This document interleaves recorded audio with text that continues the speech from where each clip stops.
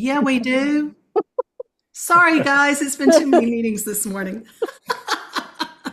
All right, Uh,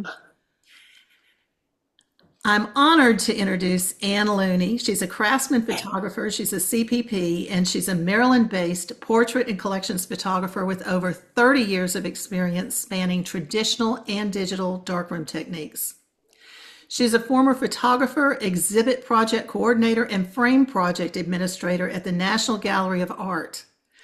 So she also brings a scholarly approach to her creative practice, and she blends fine art sensibility with the technical expertise. You can find her studio, Anne Kelly Studio, at the Portrait Salon online, and it serves as a hub for storytelling and legacy building where she collaborates with her clients to create meaningful visual narratives. She's a dedicated educator and an active member of state and national photographic organizations. She's received multiple accolades for her work, including Best Portrait and Best Nature Photograph honors from the Maryland Professional Photographers Association. She also serves as a governor on the board of directors here at ASP, and we are very honored to have her with us and pleased. She's been an incredible organizer for this massive museum project, and we've just really been able to take advantage of her knowledge and her background in the area of exhibitions. And as I said earlier, I've had an opportunity to see her in action in terms of this time management and organizational techniques for mindset and productivity. And I am anxious for her to share that with us because I know I need it, and I'm sure the rest of us could use some tips as well. So Anne, you want to take it away? Thank you, Eileen. I'm so glad to be here with you all. And I'm going to hit the enter button here and send the same documents into the chat that I sent before, just in case those of you who joined a little bit later. You can also get these from me later. These are just worksheets that I've found very helpful. And I do want to also say that I created these worksheets because life was just kind of overwhelming with everything. I had to come up with some solutions, and I did a lot of research over the years to find what other people were doing. And certainly, I have learned so much from other people, especially through people who share their ADHD solutions. I found that suits me quite well. A lot of maybe, and then maybe that does for you guys too. So I wanted to just share with you what I've picked up, what's worked for me, and what I've heard work for other people. But really, this is an interactive session, so I want to hear what your struggles are, what's working for you, both ways. And in the documents that I just put in the chat, there's basically a summary of my slides. It's not the keynote presentation, but it's just a list of things. It's not the most beautifully formatted, I'm sorry. But I just wanted you to have the notes so that you didn't feel that you had to take notes if you don't want to do that, if you want to just listen and engage. So it's great because we have a smaller group, which is nice because I want to make sure everybody gets a chance to share what they're thinking. And if it's all right, Eileen, I'm going to share my screen and hope that I can play this properly. And I haven't really learned how to see you guys while I'm playing on my screen. So here we go. All right. Stop me if at any time, Eileen, I'm not making sense or something's technically wrong. I'm just going to. I'm not sure we're seeing your whole You're slide. not. Okay. Let me go to the next one and see if, does Yep, that I look see like a it. whole Yep, that's slide? good. Okay. Yeah, it looks fine. Okay. So the title being management organizational techniques. I can't talk. Sorry. Techniques for mindset and productivity. I find that all those three things go together: organization, mindset, and productivity. If you have trouble with your mindset, it can often have something to do with feeling overwhelmed or not having the right systems in place. And lack of productivity is they just all blend together. And I'm not saying we have the solutions for everything, any of us, but they do go together. And I find if I fix my mindset, then everything else tends to fall into place. So I love this quote by Zig Ziglar: "You were born to win, but to be a winner, you must plan to win, prepare to win, and expect to win." And I think that is a mindset right there. Expect to win. You know, we talk a lot in our business about manifesting our clients, manifesting the right clients, manifesting our creativity. And if that's a mindset, the prepare to win is part of your organization. And the planning to win is also part of your organization. So I feel like this is a good goal. And I think we all have our own definitions of what win is. Um, let's see if I can get to the next slide. Somehow I can't. Hold on a second. Okay, so what I want to know is, what are some of your time management, productivity, or mindset goals or struggles? So I wanted to stop sharing for a second and open it up to a quick conversation on that, if I can get my mouse to the right place. Does anybody right off the bat have anything they want to share with what um,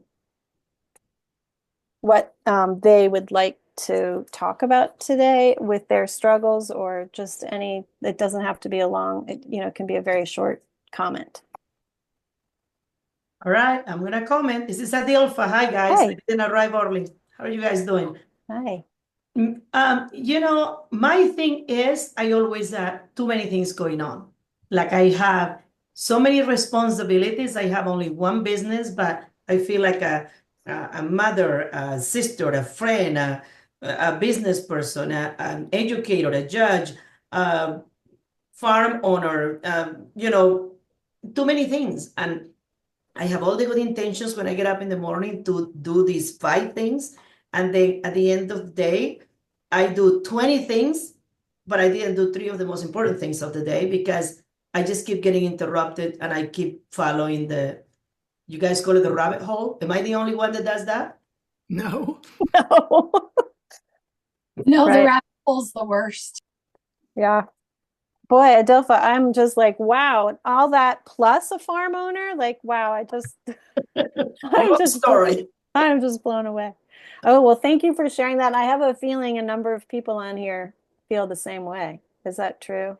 You guys, other people here feel that way?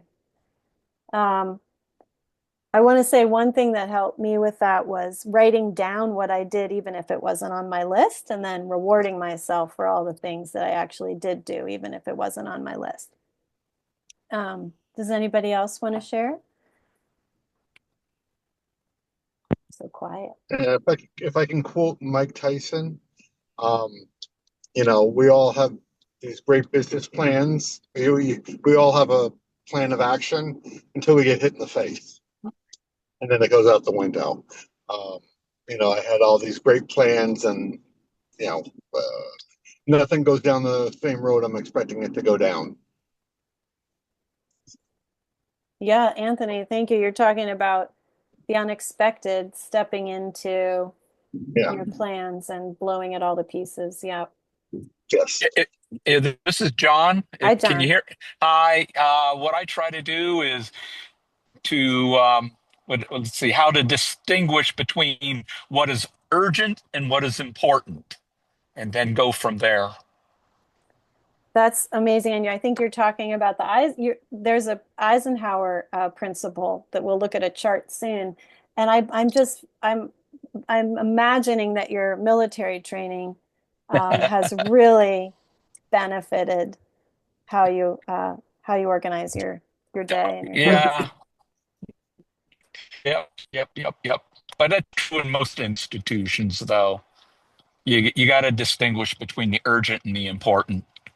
Okay, Hmm. that's my 2 cents. That's excellent. Anybody else? I tend to do the easiest first, and then the thing that is the most important, I put off and to the next day. Hmm. Yeah. So, yeah, my squirrel kicks in. Hmm. And we'll talk about the eat the frog principle, that you do the most important thing first. But I've learned from the ADHD advisory world out there, do something simple first that makes you feel good, and that gets your dopamine going. So if you could move from that easy task to the hardest one directly afterwards. That's easier said than done. I know, isn't it? So if I sit down for lunch, then it's all done. Web right, can you hear me? Hi, Webb. Yes. Hi, you're looking lovely today, as Oh, usual. What can I thank you, say? Webb. Thank you.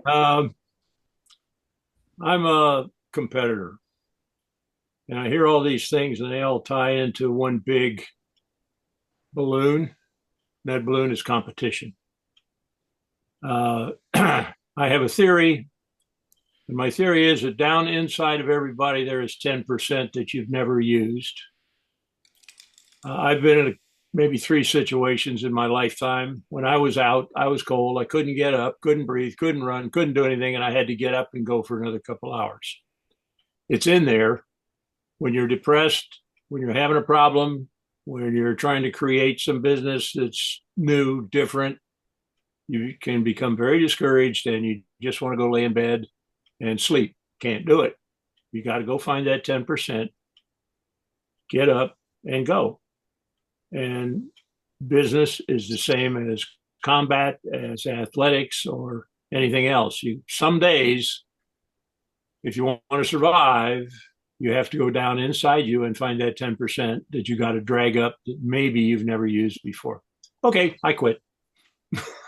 No, that's great. Wow, Webb. Thank you.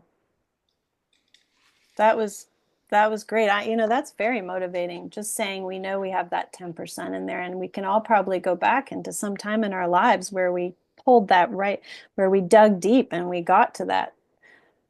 It's in there. You don't find it until you really, really need it. And that could be daily life. Probably you'll never get to that point, but if you've driven off the Bay Bridge, your car is singing at the bottom, you know you're trapped and you're ready to die, you got to open the window and go. And that's down in the 10%. Did that actually happen to you, Webb, or is that one of your worries that you're... No. But I got shot at a lot. Okay. Yeah, you haven't... It's Yeah. It's you or them, and that 10% can make a difference. I'll tell you stories someday. You know, I have stories. Yes, you do. Your presentation on that photographing during the war was very interesting. Thank you for sharing that. And I see in the chat that, Terry, you do add things to your list so you can mark it off. And I see that Eileen and James have also do that as well. And I think that's one simple way to make yourself feel better for good reason. Did anybody else have anything before I start sharing slides again? I think your self-talk is really important. You know, instead of saying, oh, I haven't done this, just say, oh, now I'm going to do this. Just rephrasing it. Your self-talk ends up determining your whole outer perspective, which determines how you see the world, right?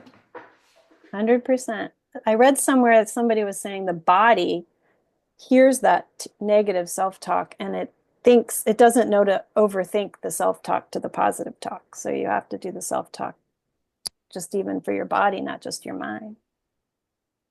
Okay, I'll share my screen again. But of course, if anybody has anything else they want to say while I'm getting there, please do. So I've made this list this is just a short list of many things that could be on this list.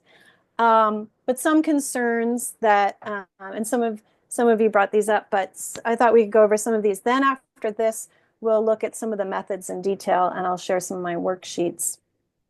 Some concerns that we feel would be staying focused, doing easy, not important things. Karen brought that up.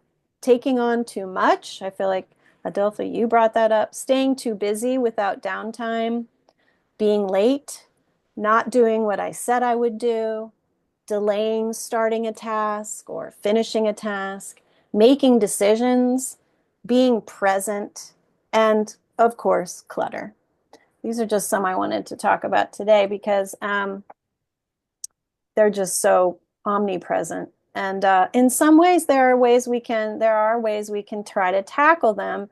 And as always, we should give ourselves grace. And whatever we try, we need to get, I always feel we need to give ourselves grace if it didn't work out or it's taking months to try to implement a change in our habits, or try a new method, and maybe one method doesn't work, but it leads you to the next method, which might work better.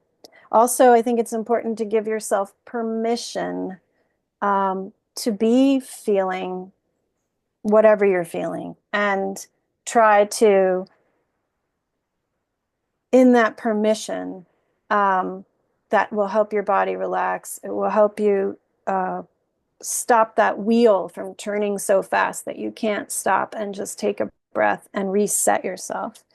So with the staying focused, I wanted to bring up, I find that the Pomodoro method, time blocking, using my time timer, and creating a quiet workspace help. And I don't know if you guys can see me, but does anybody know about this time timer? I'm holding it up in front of my face now. You haven't seen it. Can you see it? Yeah. This is the older version. There are smaller versions. There are more cute versions. But the idea is it has a battery and it has this.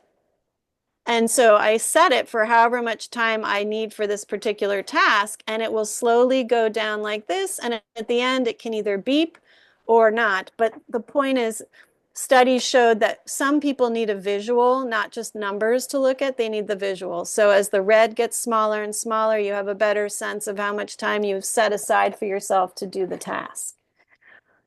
That has helped me tremendously, and it actually helped my kids a lot. Because then you don't, like if you set a timer for something, then you don't have to think about when it's going to be up. Like, I need to watch the clock because I only have, how much more time do I have left for this task?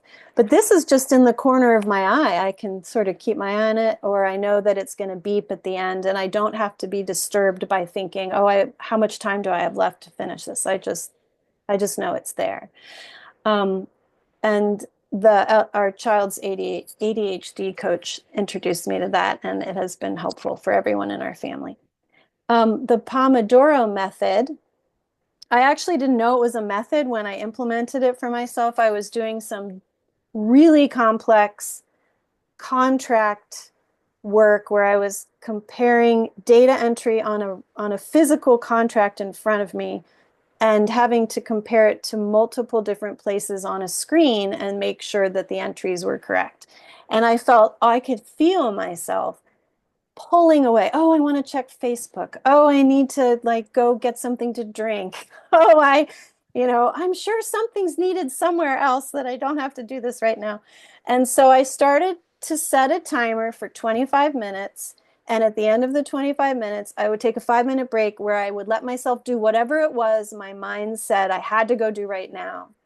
And what that got me was deep work. I got 25 minutes of deep work, because what I learned was, when I did that, my attention stayed focused. I got past the hardest part of the work.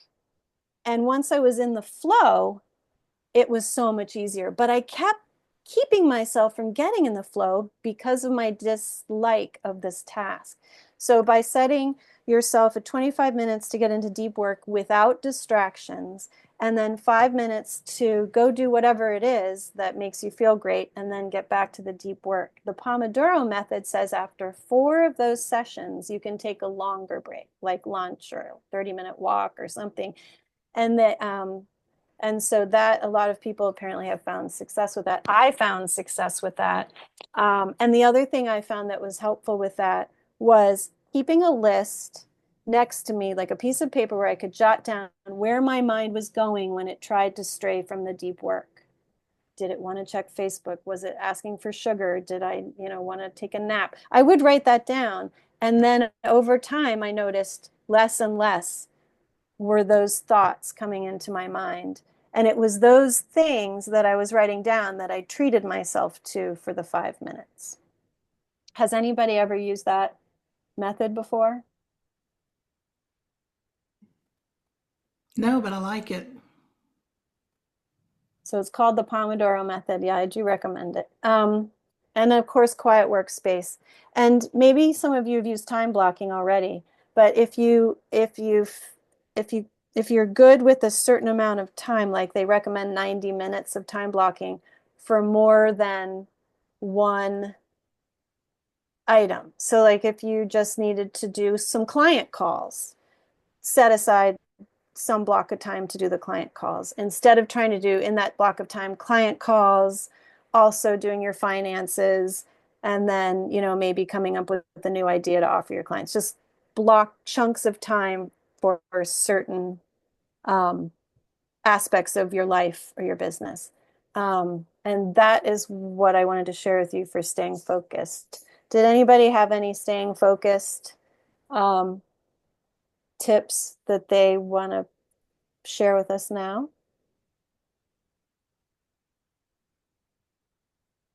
Okay. Getting to the doing easy, not important things. Totally can relate to that, Karen. And so there's the eat the frog method where they do say it's most important to do the important thing first.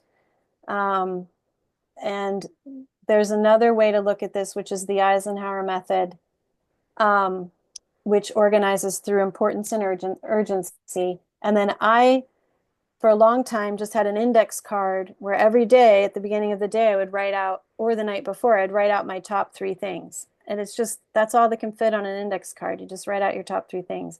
So ultimately, I made a worksheet for that. And so for the Eisenhower method, let's see if I can do this. Why am I not able to? For the Eisenhower principle that John, this is similar. John, tell me if you, I don't know if you can see the screen while you're driving or anything, but I'm back home now. Oh, okay. So the principle that, you know, is out there is you have 4 quadrants, something, the list of what you're doing first, which is urgent and important. Then what you're scheduling to do, which is less urgent but important. What you can delegate, which is urgent but less important. And what you do not need to do. It's neither urgent nor important. And John, does this sound? Yeah, it is. It's this is laid out more thoroughly than what I do, but yeah, it's the same principle indeed. Because I put it in my mind. Excuse me, I've got the hiccups. I put it in my mind of those things, and I simplify it as much as I can without getting into quite the detail here. But this is great. Yeah, so this I didn't put this worksheet is not in your in the things I attached to the chat, but I did put in the presentation notes the link to the website that talks about this, where you should be able to get this form.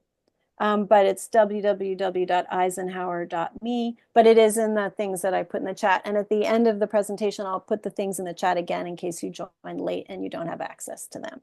And I didn't know it was called the Eisenhower Principle. And as we all know, Eisenhower was a great military leader, so I'll just leave it there. Yes. Yes. Well, that's really cool that you're the one that brought up the urgency and importance. Let's see. So going back to this. I already mentioned with the Eat the Frog that what I do is like I learned that the dopamine factor, do something that gets you feeling good and motivated first. And that, because, you know, many of us don't have the dopamine that we need to get going. So caffeine helps, you know, some people a walk helps, you know, just it could be the dopamine or the serotonin or the oxytocin or the endorphins you need, but whatever it is to get you into those harder things. Taking on too much. I mean, some of the things that we could do there is so simple to say it, just say no. But that can be hard. So what I learned from Allison Tyler Jones is say yes to what aligns with your pillars, which, you know, you need to know what your pillars are. Have any of you already determined, do you do this already? Have you already determined what aligns with your principles, what you stand for, and what fits into your business? And if it doesn't, then you don't have time to do it. unless you have time to do it because you got everything else done. As far as I'm concerned, that's a survival skill. Mm-hmm. Mm-hmm. Good thought. But it's difficult. Adelphi has this situation with multiple businesses and a lot of family commitment. And Mm-hmm. that's the case for most of us here, right? Mm-hmm. Volunteer work, business, family. Mm-hmm. In my case, I had to narrow down the volunteer work and what boards I was on. Mm-hmm. That certainly does help because we need to look at service as an actual, as long as we can acknowledge that service is an actual thing that we do that takes our time, then we're not pretending it's not there. And because of course we enjoy it so much. And for many of us, service gives us a community that we like to be in, and it also enhances other aspects of our life. But we can't say yes to everything. And then staying too busy is another thing. Like sometimes we stay busy because we just enjoy being busy. Sometimes we're busy because we took on too many things, and sometimes we're busy because we're trying to avoid something in our life, whatever that may be. I found the best suggestion that works for me is blocking time in my calendar, because I speak calendar. So if it's on my calendar, I see it as something I'm doing or that I'm choosing whether or not to do, but at least it's on my calendar. So I like to schedule creative time on the calendar, and I like to schedule simply free time, because if I don't schedule the free time, it's going to get taken up by something else. And I have noticed about myself that if I keep going from one thing to the next and I don't have moments in between, I'm actually oversaturating myself, and I don't think I'm really present or giving the best that I can give in each of those situations. Do any of you guys do that? Do you block time on your calendar? I do. And if I don't put it on my calendar, it doesn't exist, which is why things don't get done. So I try to put it on there so I remember to do it. Oh, that's so good. That's good. So you're already doing that. Terry, do you block free time or free time and creative time, or what kind of time do you like to treat yourself to when you're making sure to make time? Anything. I wouldn't say I've identified like creative as opposed to, although I should actually be putting that on the calendar. But if it's something I truly want to make sure I accomplish and don't forget, then I block out time to handle it, because I'm telling you, if I don't put it down, it doesn't exist in my universe. It has to go on the calendar. Yeah, so that works for you too. Yeah. Yeah, I like that too. Next month, I've already blocked out a week that I just put on the calendar because I share the studio with my daughter. Mm-hmm. So I put on the calendar and it is blocked out the studio. It just says my creative time. I'm going to go work on some images just for me, just maybe competition, maybe but I had to put that on the calendar because I don't take that time. But it's already blocked out. That is great. I have gold stars that I give myself. I got these off Amazon. I'm giving you a gold star, Sherry. I'm so excited for you. I'm actually really excited. I meet with the florist today because I'm going to try some still life. Never done that. So fun. Ooh, Terry's your person. Yes. Went right again. I have a friend who's a millionaire with the Naval Academy with him. He buys and sells companies, and he's the guy that invented ground resonating radar. The stuff on the movies where they look at a screen, they can look down in the ground. They'll go through 100 feet of rock, and wow, the guy's a genius. So I'm asking him one day, how the heck do you control your time? We were running around doing something. And he says, well, I have the big calendar at home. And he reaches in his pocket and pulls out this little piece of paper that's maybe 3 inches high and 2 inches wide. And he says, but the immediate projects are right here. And I just try to get through this list of 4 or 5 in a day. So what he does is basically cut out it's a combination of what's most important to his business and what's important to him. At this stage of life, it's a little more what's important to him and to his wife. Mhm. And he tries to get those things done in a day. And if he makes it, he sleeps better. And if he doesn't make it, it's on the list tomorrow. Mhm. Then, of course, you have the main calendar somewhere that's got all these things that he's dealing with, a goodly number of which he's got. I worked with a project with him, for instance. Oh, by the way, he also invented the world's first underwater communication scuba communication system as a first class midshipman for his project. Wow, well, it's really good to hear that he keeps a pocket list of the number of things he thinks is reasonable to do in a day, and that it sounds like he's okay if he has to put something off to the next day, but having the goals helps him. He's super organized that way, and yet he still has time to go have lunch with an old friend. Well, that's great. And you were smart to ask him how he does it. Thanks for sharing it with us. We know are I could never be that organized. benefiting. I try and fail every day. Well, now if you're going with Eileen's good thought, you're going to say that differently, Webb. Well, I've been kind of dormant in photography for maybe 4 or 5 years. Getting back into it again, and now with the new cameras and people get married because their friend buys a license for a minute to be the preacher and all this it's a whole new world out there in the last 2 or 3 years. Oh, yeah. So I'm on a big learning curve right now, and I'm too old for that. No, you can always learn. Just give yourself grace and patience. I'm going to move on to being late because I'm watching the clock a little bit, Webb, and I'm sorry if I'm cutting you off. I don't want to cut you off because Oh no, I'm done. I'm done. Okay. I have to look at my list to see what else has to be done today. Okay. So the other one is being late, and if you have any kind of ADHD, or it's not ADHD doesn't own being late, but it's definitely a thing because our minds are absorbed by so many things, and we're thinking about all the stuff. The main thing that helped me was I recognized I started to think of the time.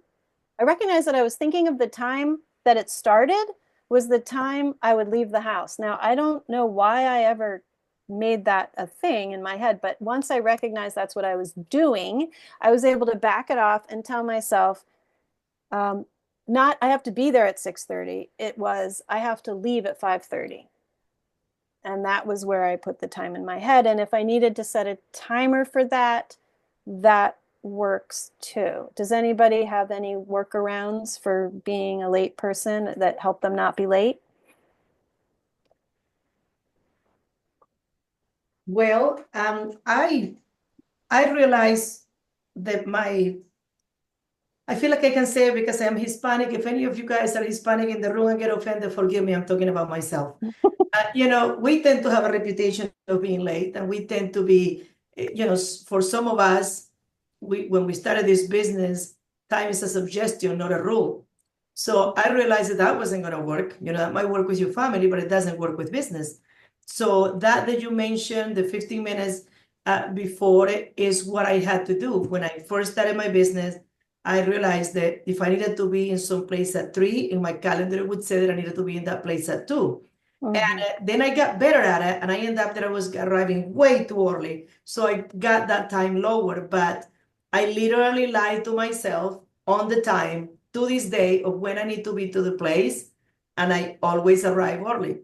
Oh, this is a great story. I love this. But because there's a lot of things that I have to work with, but I realized that being on time in the culture that I live now was something that I needed to overcome, and that I couldn't get away with not making it right. So you set a goal. I lie to myself all the time, and I tell myself the wrong time.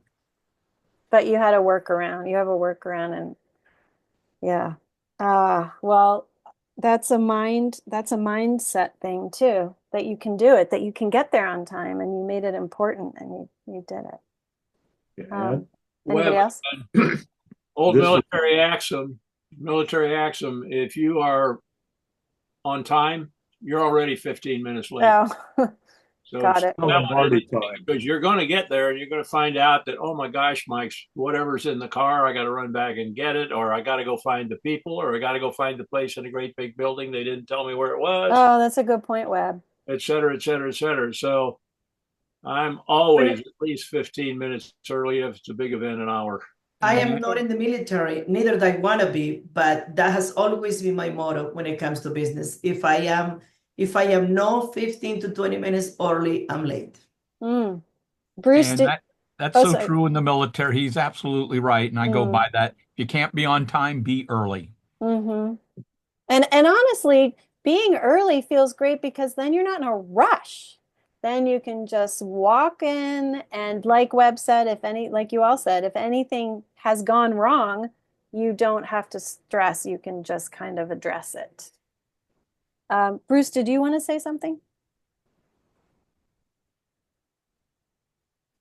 I was saying that I was going to introduce the 15-minute thing that's also called Lombardi time. Lombardi. One thing it asks, important about it, it shows respect to the other people who you're meeting with. Agreed. Agreed. And some people don't think about it that way, but that is another great way to think about it. And if that helps motivate people, to do it, then that's super useful. I set the clock in my bathroom 15 minutes behind. Clever.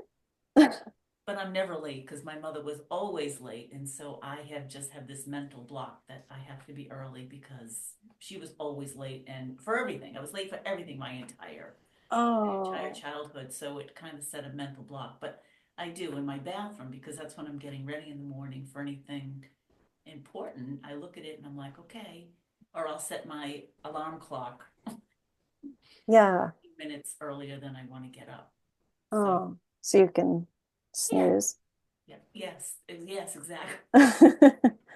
I love that. And it's such a different world now that our cell phones are actually the right time, whereas the house clock sometimes could have been wrong because of battery or power outage or something. We are very lucky to have this military time, this like cell phone time.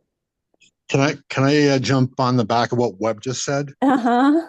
I always feel like if I get in photography, if I get to the job right when I need to get there, guaranteed there's always something wrong. My equipment's not working right. Something's dead, whatever. So, you always get there early, you get things set up and everything is fine and normal. And you don't, I'd rather just walk around the location for 20 minutes than be fighting equipment that's not working right. So same as Webb, I always get there early. That's excellent. Your clients must love you for many reasons, Anthony. Yeah, thank you. Thank you. You're welcome. Anthony and I are friends from here in Maryland. We go way back. Anybody else? This is a big one that people have some good workarounds on. Okay. The next one is not doing what I said I would do. I made that a mantra for myself like 5 years ago because it's not that I I just needed to make it a mantra because then I leaned into it more and I felt like I was earning a lot of gold stars, for myself. I just felt really good about it. But that's hard to do if you overcommit to begin with. So if you commit to something and it might even be something you really didn't want to do. I mean, we can't just commit to the things we're excited about. But so then you have to persevere. You have to push through. Sometimes maybe like Webb said, you got to pull out that extra 10% you didn't know you had to show up and do it, even if no matter what happens, you're getting to that finish line. Commit to what's possible and then persevere.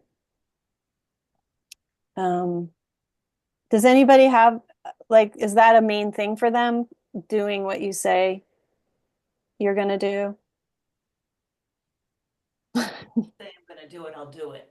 Yeah. The problem is saying yes to everything. Thus, your clock is even more important. All right, so the next one's finishing a task. So finishing a task, as we all know, it's great. You get into it, it's exciting, and then you might hit an obstacle or suddenly you're bored or there's a distraction or whatever.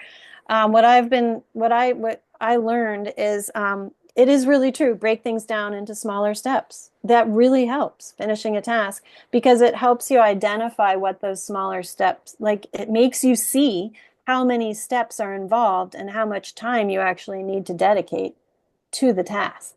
So that is one thing that I recommend that I found helpful. The other thing is procrastination. They're saying nowadays, it's because of so many things. And, you might think it's perfectionism. I think sometimes it's just because you don't know how to get to the next step. That's how I feel. But for me, a lot of it is just good enough. So if I start and I look at things as drafts, like I just keep, it doesn't have to be, I don't want my first draft to be my final product. I want to plan enough time where my first draft is the first draft. And then I'm supposed to have time to reflect on it while I'm in the shower, taking a walk, or asking other people for their opinions. And I have plenty of time to go ahead and make a better draft later, just like arriving early somewhere.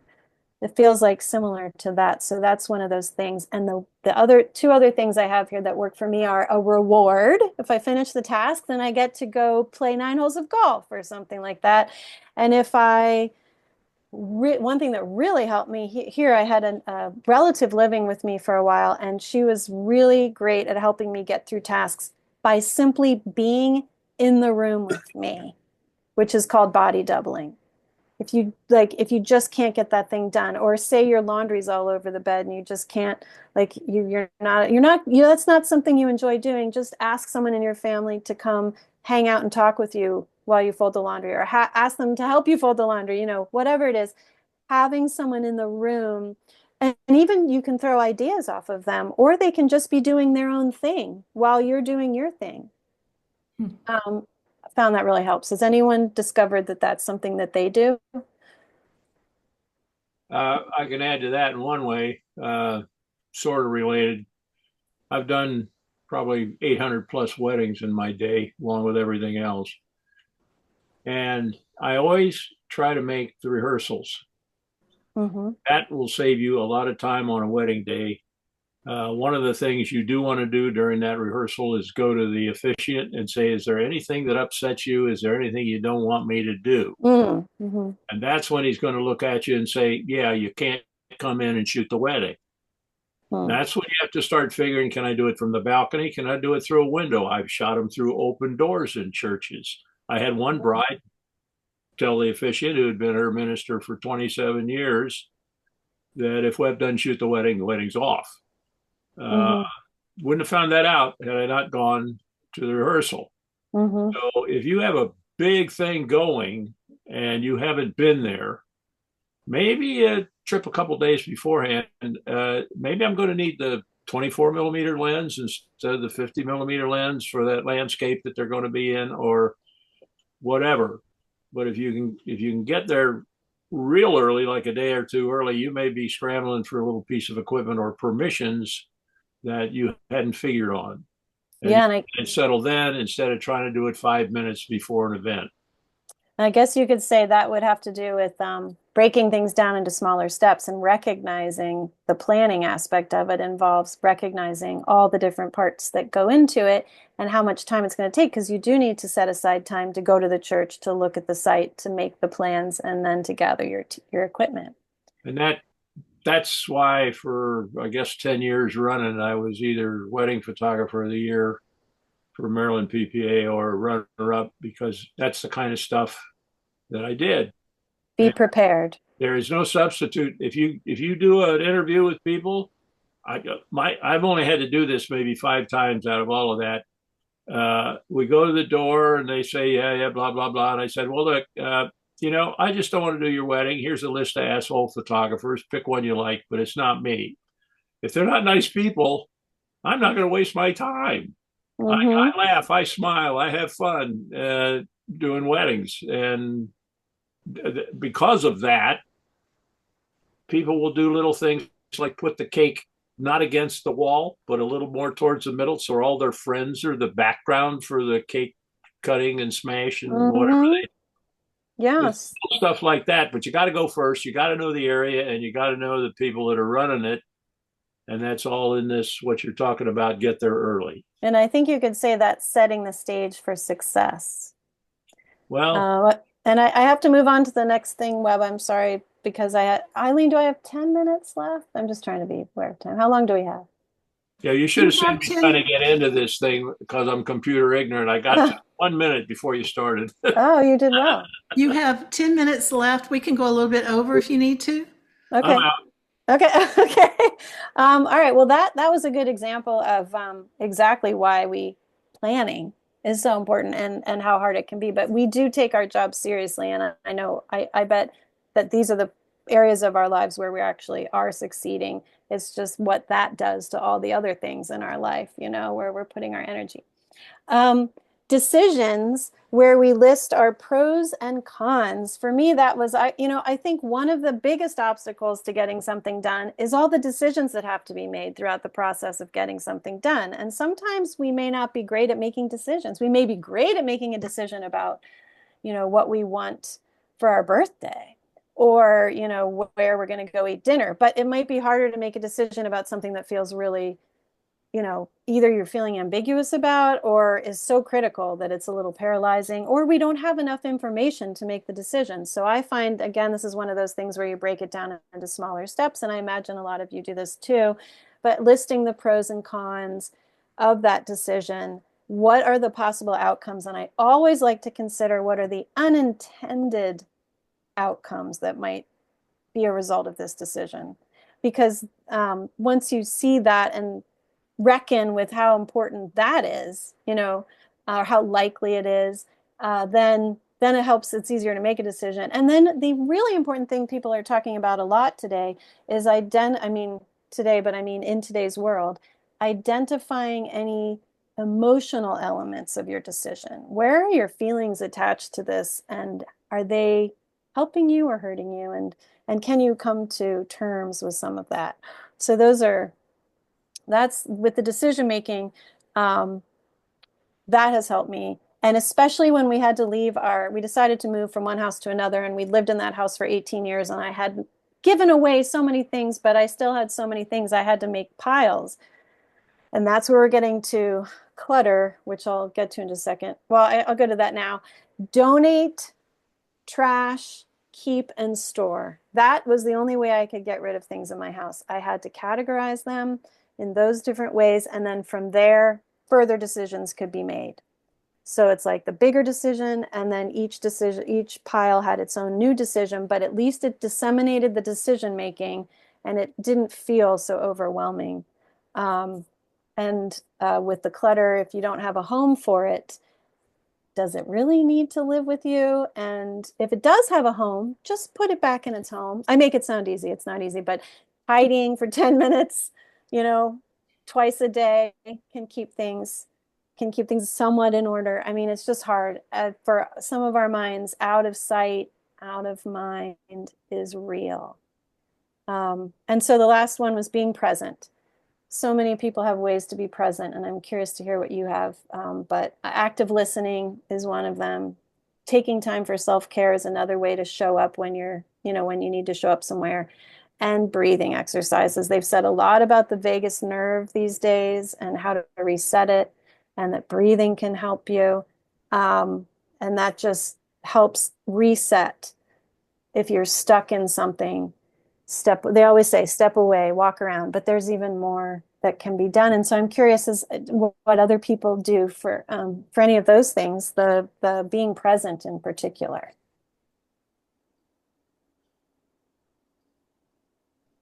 Does anybody have anything they do? I know a comment here that relates to everything here. I don't know how many of you guys have children now, but I got some advice when I was, I think, in college from a general who had been one of the first graduates of the Air Force Academy. And he said, when you're doing your homework, always do the toughest one first. Mm-hmm. Because if go the other way, you tend to procrastinate, make something that should be done in 5 minutes, half an hour, etc., because you don't want to hit that final toughest thing. So when you finally get around to it, let's see, what time is it? Oh, it's 11 o'clock at night. I'm not going to get much out of it. So I said, do it the other way. Do the toughest one first, get it out of the way, then do the other things. You'll get them done faster, and you'll have more time to go out and relax. And I think if we can help teach our children that, it helps them later in life, because the same principle applies basically to everything we've been talking about here. So really, Bruce, what you're saying is that dovetails into this whole being present, because you take care of that thing that's weighing on you so that it's not using your energy for an extended period of time. That's good. That's really important, because when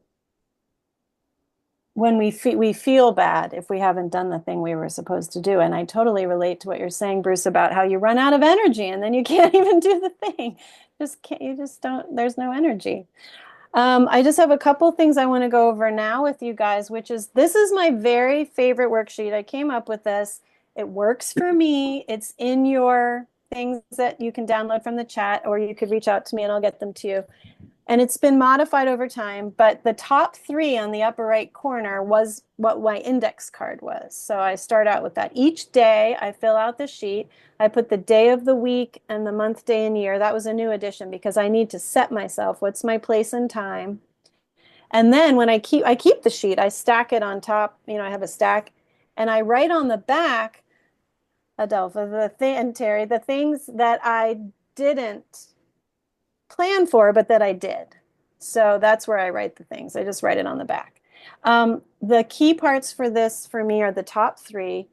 I write on the left-hand side in that table what my schedule is for the day. Like I had, meetings this morning, they were on there. Anything that you definitely are scheduled to do, that goes on there, and it is a way to reflect.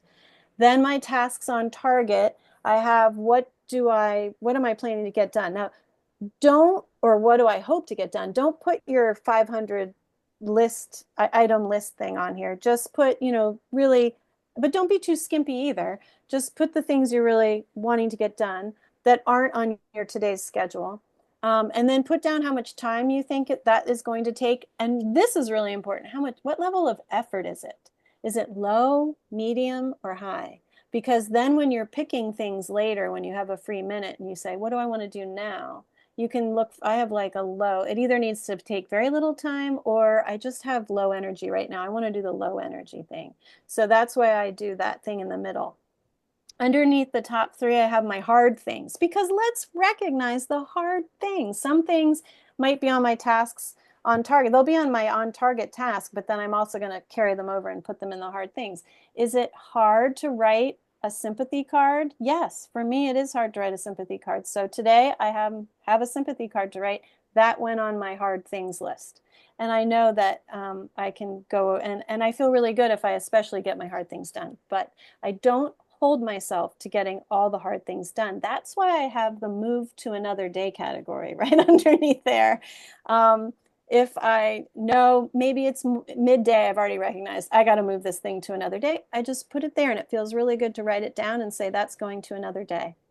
And I couldn't leave out household things, because I wanted to make sure that I have a block just for household things. Does that mean laundry, shopping, taking the dogs for a walk, whatever that is, that goes there.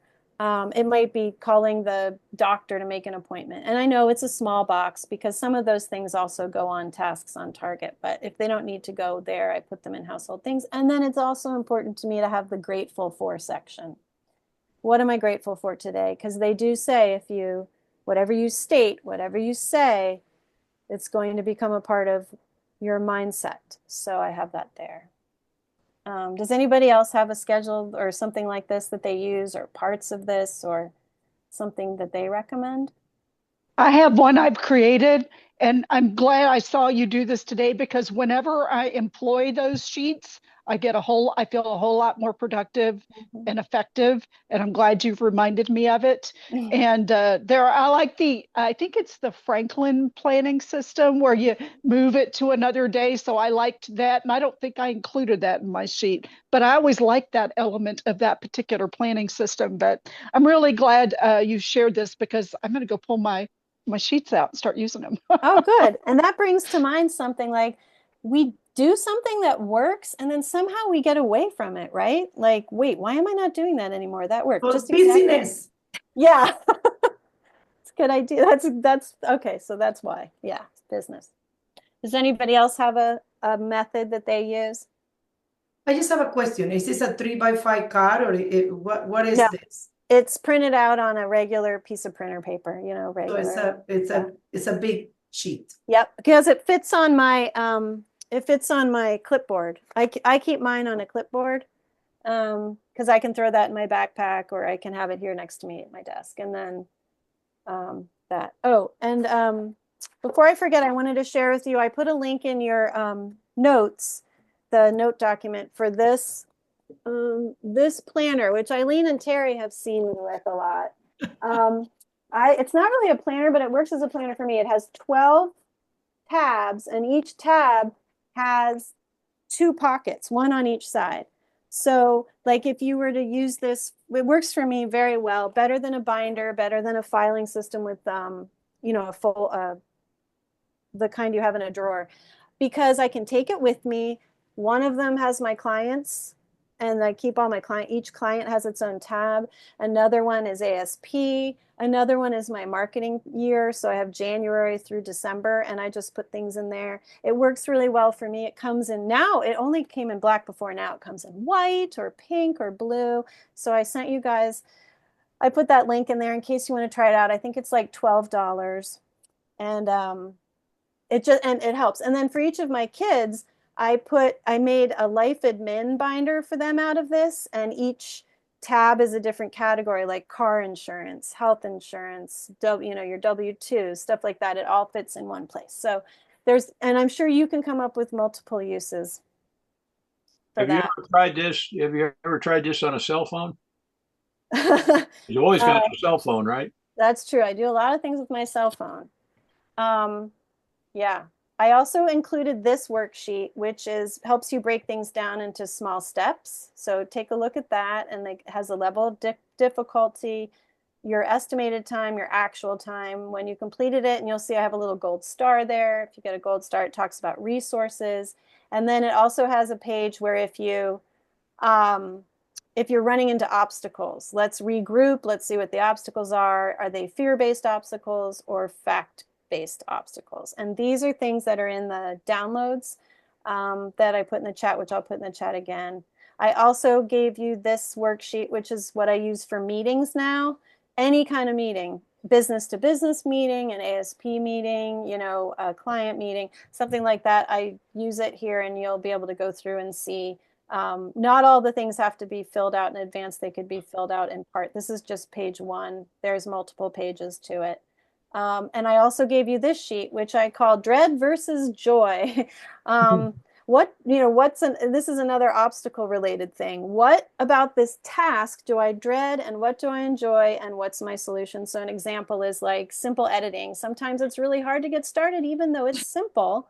What do I enjoy about it? I love the quickness, and the outcome makes me very happy. And then I wrote myself a solution. So your chart that I gave you is blank, but you can use this to basically break down what might be getting in your way. And then also to embrace what you enjoy about it.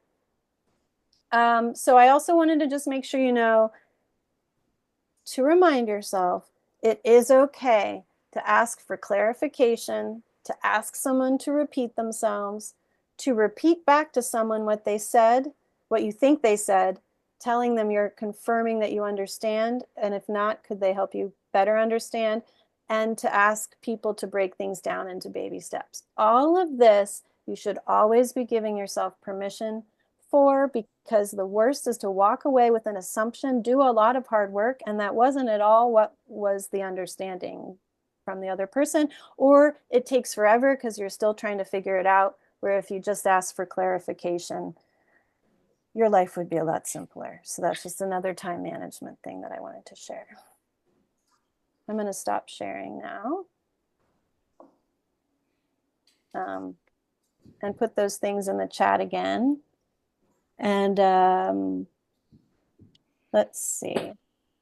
Does anybody have anything they want to share? Was there anything needing more clarification, or did you want to comment on anything? Help us all. I think we've learned a lot from each other. It's not really at all just what I have to share. I love what everybody had to share. I'm going to try that Pomodoro method. Excellent. Quick Go comment. ahead, Paul. Yeah. One of the things that I think, I mean, this subject has come up many times over the years I've been doing photography, and it's a little bit of a pet peeve of mine. I hear a lot of clients complaining. The biggest complaint they have of the photographer they hired, particularly event photography, weddings, bar mitzvahs, whatever, is the amount of time it takes for the photographer to get their images back to them. And it's a long story, but I generally get my stuff back to my clients within 24 hours. And when I tell other photographers that, they like, well, how the hell do you do that? I can't do that, blah, blah, blah. Well, of course you can do it. You have to, put your mind to it and get it done. But I have not stolen, but I've gotten work from clients who came to me because their previous photographer just took them, 4 months to get their images back. Too much. And what I don't understand is if I can do it in 24 hours, why does it take everybody else 4 months? It's a rhetorical question, I guess, but I don't know. But I don't get it. Sounds like a Zoom program to me. I think part of it is the expectations of what kind of, what's the quality of the images that you're going to deliver when you deliver those images in 24 hours. And what's your workflow to get those images? I mean, if I deliver 600 images for a wedding, I'm not retouching 600 images. I'm editing them, but I'm not retouching them. And I tell my client, you're not getting 600 retouched images. You're getting 600 edited images. In other words, they're color corrected, cropped, straightened, sort of thing. But they're usable images, but they're not retouched. But I think it's a problem in the industry. Well, at least it's one of the big problems that a lot of photographers have, is just taking so long to get their images back. So what I do to answer, to the point of this discussion, is when I have an event, I set aside the next day to do those images. I block that time. And usually it's on a Sunday because the events I do are often on a Saturday. And I'm hoping that there's some football game or baseball game or something on TV that I've got a TV adjacent to my my computer, and I kind of listen in on the game while I edit images. And I just get them done. You just, suck it up, buttercup, get it done. You got to get it done anyway. Might as well. Oh, that's the thing. What I tell my clients when I brag about the fact that I do it in 24 hours, I tell them there's 3 reasons why I do them that quick. One is, and the most important one is, you want your images, right? That's number 1. Number 2 is the images are fresh in my mind. I just shot them last night. I kind of know what I got. I kind of know what the good stuff is. I know what the bad stuff is. So it helps me get through them quicker, given that I just took them. And the third reason is you got to do it. You got to spend the time anyway, right? You're going to spend 4, 6, 8 hours, coloring and editing. It doesn't matter when you do it. The amount of time you do it is the same. So why not take that first reason, which is your client wants those images, and let that motivate you to get them done now, right? So that's my speech. That Paul, that's so awesome. And it also sounds like maybe some people take longer because it's hard to make decisions about which images to share with their clients. That whole comes back to the whole decision making. It sounds like you're an amazing decision maker. Yeah, that's actually easy, because the client doesn't, if you don't give the client an image, they don't know that you didn't give it to them. That's true. Right? They only know the images that you gave them. So, when I shoot a group, let's say it's a wedding and I'm shooting a group and there's 12 people in this group. I may take 4, 5, 6 shots of that group, because damn well in every shot someone's going to be blinking, right? I only give them one of them. I mean, and I tell them in advance, you're getting one of these. You don't need all 6. It's a group shot. It's not it's not a portrait. On the other hand, if I'm doing a portrait where there's, multiple, let's say there's a bride and there's multiple, there's a head tilt this way, there's a head tilt this way, there's chin down, there's whatever. I may give them 4 or 5 of those. But again, you just pick them quickly. They don't know the ones you didn't give them. And as long as you're giving them a gallery that's a reasonable gallery that they expect, they don't know what you didn't give them. So just get through it. So I don't know, maybe it's about workflow. I think I have a pretty good workflow, and maybe that's the issue. I don't know. No, I think you nailed it on the head with the block the time.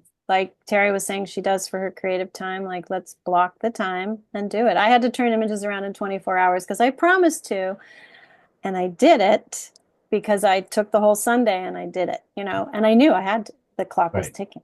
Right. When I first started, I was known for actually getting them done. I'd come home from the event at like 11 p.m. and I'm a bit of a night owl. I'd stay up till 3 o'clock, get the pictures all done. And when they wake up in the morning, they'd have an email link to the gallery. I don't do that anymore, but I used to. Oh, well, thank you for that. And I did just put in the chat one other document I hadn't put in before, which is the slide of what were the concerns and what you might like to try to address them. So that's now in the chat. Are there any other questions before we have to go? No, I just want to say thank you. A lot of the stuff that everybody says, I mean, let's face it, it's stuff that we have heard, but we get busy and we forget. So thank you for putting everything on the perspective, having an outline. I'm having a hard time downloading this. It's just, I'm sure it's operation error. So I'll send you a message and see if you could email them to me. Sure, I'm going to give you my email here and my text here in the chat that you can. Yeah, thank you. This has been very, very helpful. And, we conquer when we decide, we make decisions. And I decided a long time ago that I will conquer being late. I guess it's time for me to conquer being organized. Well, you have a group of people here who comprehend what you're going through. We're all here, and remember who was here on this call, and I'm sure anybody's happy to talk to each other about stuff like this. I have a comment on your clutter. I think that if your desk is overly cluttered or your visual room that you're in is cluttered, I can't get anything done. So I need the space completely cleaned up. I can't have my living room, my office. Parts are cluttered. Don't look at my closet, but everything else has to be clean, because otherwise then I look at it and say, oh my God, I got to do that. That's a mess. What is that? Who didn't put those dishes away or whatever? And then I also have a rule that if I buy something new, something gets donated. So if I buy 2 new things, 2 things get donated. So it keeps the clutter out. That's excellent. Clothing wise. But I think your workspace has to be clutter free, because it would make me just very distracted. It's like clearing the decks. Yeah. And then I can work at exactly what I need to do. And Paul, I did the exact same thing. I get my clients out as soon as it's done, because if I don't, you get backlogged and you feel like you're trying to constantly catch up. So yeah, do it immediately is my motto. Just do it. Just do it. Just do it. Just do it. Also, they say, the less you acquire, the less you have to clean, fix when it's broken, take care of, look at, find a home for. Just don't acquire it. Yeah, my motto is suck it up, buttercup. Okay. All else fails is Adderall. Or Diet Cokes, coffee. I don't take that. I did it once and it was not a good. It was not good. It could shut up. Not a good look for you. It was not good. I'll tell you that story, and it was pretty funny. Okay. Yeah, I'd like to hear that sometime. On another day. Yeah, that'd be good. I'm really glad everybody showed up here and shared. I love, it isn't really that great to just think about it on your own. It's really great to share and, struggles, wins, workarounds, whatever. So thank you guys for being a part of this really important discussion, because we are all in it. Well, thank you, Anne. We certainly appreciate your pulling this information together and leading this group today.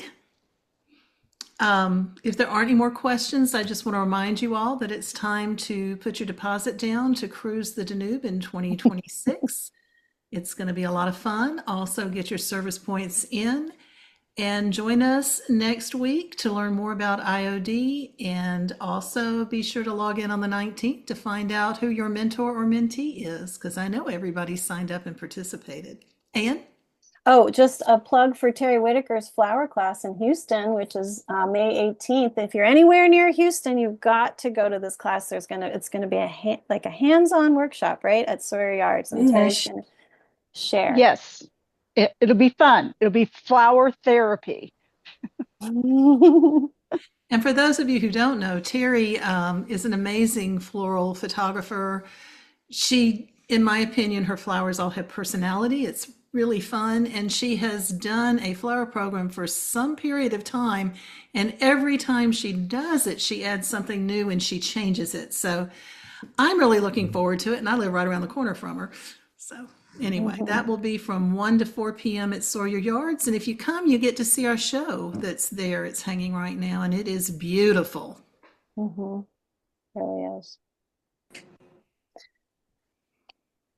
Well, I think that's it. So thank you all for joining us, and I hope you have a wonderful week. And I look forward to seeing you again next Thursday. Thank you, Anne. Oh, you're welcome. Bye, everybody. Thank you. Bye-bye. Bye.